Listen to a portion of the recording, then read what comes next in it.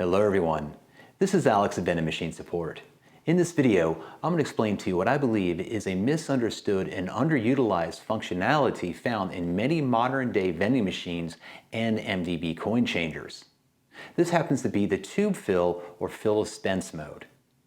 Now if you found this video useful, I appreciate it if you could like and subscribe. If you have any questions, ideas, or comments, please leave them below. And make sure you hit that notification bell.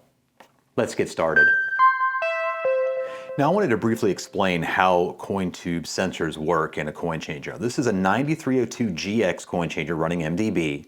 And here we've got a quarter, nickel, and dime tubes. This is a 3-tube system. I had this connected up to my coin changer tester. And what this tester is, it's going to act like a vending machine. It's going to act like the control board on a vending machine.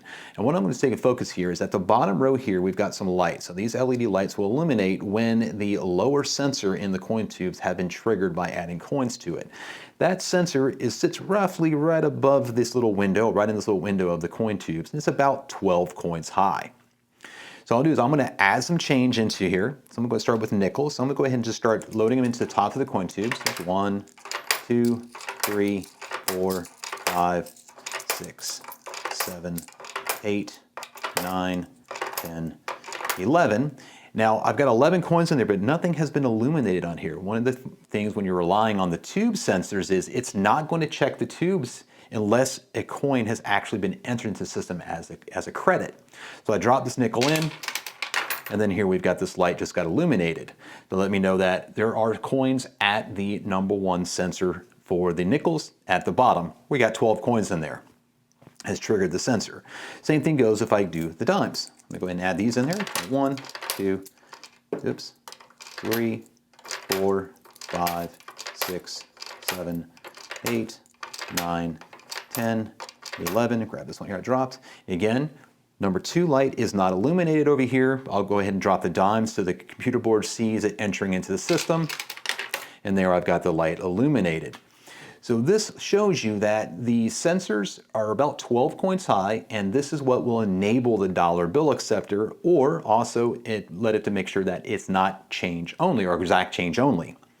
So go ahead, do the same thing here with quarters. So I drop this in, it's 1, 2, 3, 4, 5, 6, 7, 8, 9, 10, 11. Again, no illumination on the third LED here, but if I drop the coin as it enters in the system as a credit, boom, I have the LED lit for the sensor on the coin tube.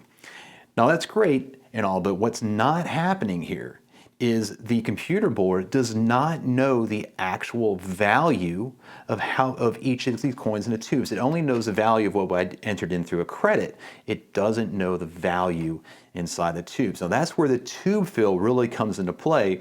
If you utilize it correctly, is that the computer board will count how much coins are entering into the system when you're in tube fill mode so that it knows exactly how many quarters, nickels, and dimes it has value-wise, and if it needs a payback change, it's going to pay back intelligently. It's going to pay back the right amount of nickels, dimes, and quarters to keep the tubes level and balanced.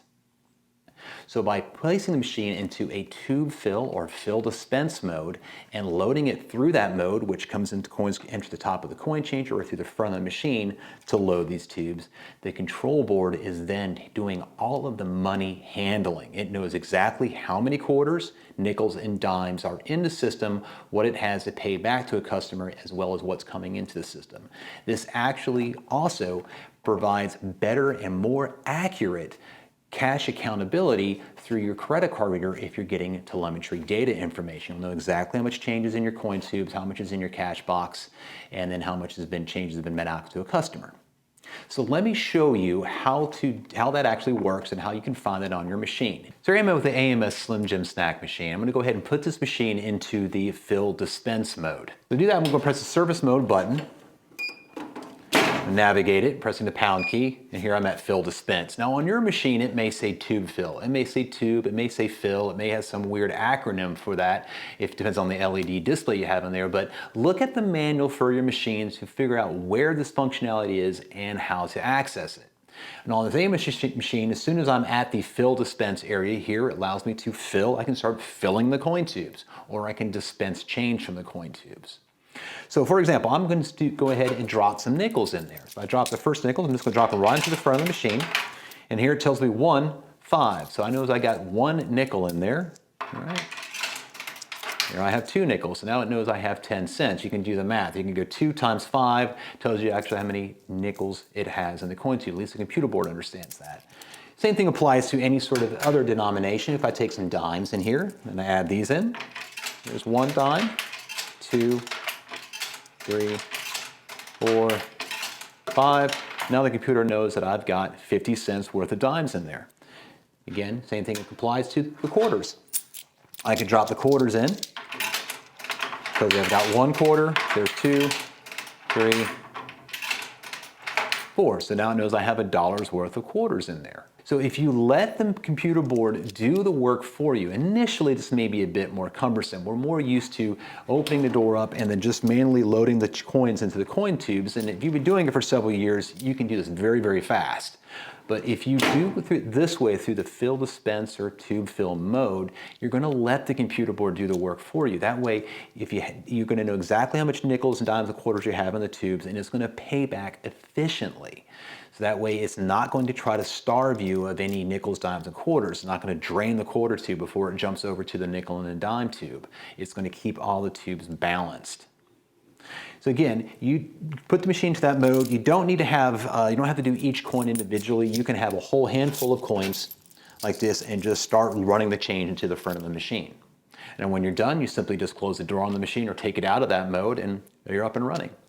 When you come back to service that machine, you're simply just going to put the machine back into that mode if you need to add more change to the coin changer.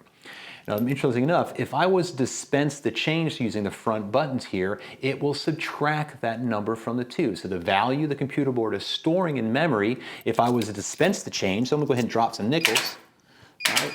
It's now subtracting the nickels, and now I've got 0 nickels in the tube.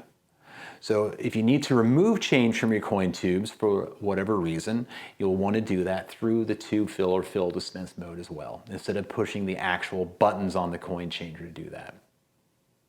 So I hope you found this useful. It's kind of a different alternative way of manually loading coin tubes, but here I find that, especially if you're vending stuff that's high dollars, if you're selling something inside your machine that's going to say $5, $10, $15, $17, and you're taking in $20 bills, it is very, very imperative that you use the tube fill mode for that.